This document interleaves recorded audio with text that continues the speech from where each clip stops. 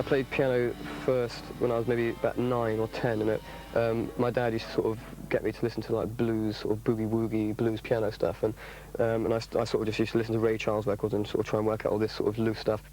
I never really learned to read music, you know. I always had a bit of a difficulty with being taught stuff.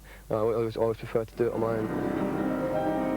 I remember I had like one lesson, and I gave up after one lesson because the teacher was telling me I need to work on this finger like for about a year, and I said, no, I'd rather just play some blues. You know what I mean? I don't want to like just do that for a year.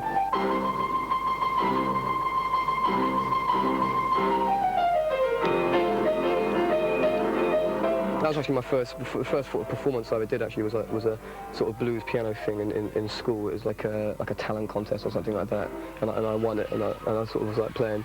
And up until then, I was really shy, embarrassed about playing in front of people, and I think that changed me from then on. When I realised that I liked actually playing on stage a bit. I sort of got into it. I think I was in like one of the first bands at school, like in our age group anyway, and then eventually our guitarist, it wasn't happening with our guitarist, so we got Matt in to play the guitar. So we knew he could play the guitar, seen him around school, didn't really know him too well, you know. He had like a flat top and a shell suit, and but he could play the guitar pretty well. And we had like long hair and Ned's Atomic Dustbin t-shirts on. But you don't have the time, so look the other way. Came Muse in April '94. We'd had this gig booked at there's a roller disco in Dawlish, Warren, which is near to Timoth. And moments before we went on stage, there's all these people just skating around in this circle, not interested in the band at all. And the guy came on, he said, oh, what you called? And about 3 seconds before we went on, it was Muse. And he went, all right, here's Muse. Started playing, all these people were skating around. There's a massive gap in front of the stage where no one was standing. And everyone was just skating. It was a really weird moment. You could be my unintended choice to live my life extended.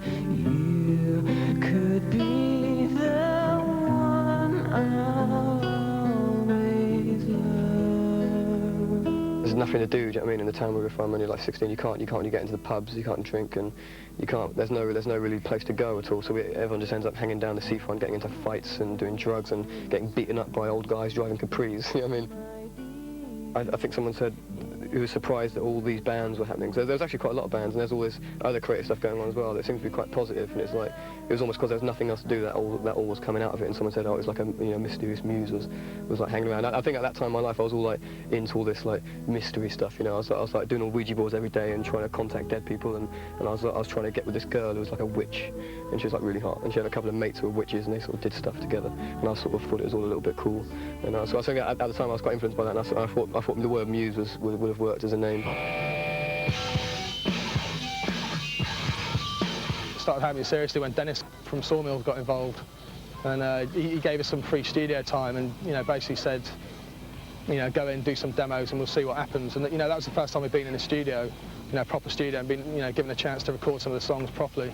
Sort of had this idea to sort of just print a limited edition EP and just start playing it around gigs and selling it in gigs, and for the first one sort of sold a little bit. We were selling it mostly at gigs, and then, because the first one did quite well, it sort of sold quite fast. There's only 1,000 copies of each. The second one we put in some independent record shops, and it all sold real quick, and it got in like the independent charts, and so it's just sort of gradually built like that. And then we also got like a little play on the evening session from that EP. And it's around that time where we started building up a bit more of a fan base locally, and then then we actually got a chance to go on tour and tour around the rest of the country, and then get into Europe as well.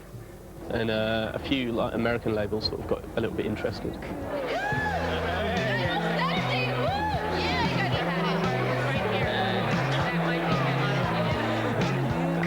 A few different labels were getting interested, and they start sort of treating you well, and giving you limousines and first-class flights and that sort of thing. So they treat you really well and sort of treat you like you're famous or something.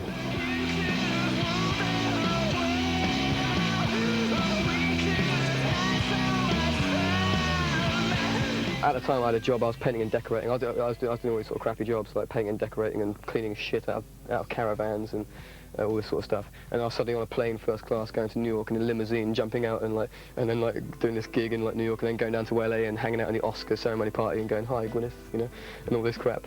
and it was like, and then going back and painting houses and cleaning shit, and so that was quite a surreal experience. Yeah, we just did like a few little showcases down in LA, in Santa Monica and in Hollywood. The one we did for Maverick is quite funny because this guy just turned up with, it was in this tiny little rehearsal room, this guy called Guy turned up with like the guitarist from the Sex Pistols and a couple of lawyers, and it's just like us in this room. We played like 2 songs and he went, okay, that's it, I want to sign you now. We're like, what? What's going on? And then what happened is that all these sort of, all these like quite cool independent labels started getting interested, you know what I mean? And that's what I like about labels like Mushroom, Naive from France and Motor from Germany. They're all sort of pretty independent companies that we ended up sort of attaching ourselves to in a weird way.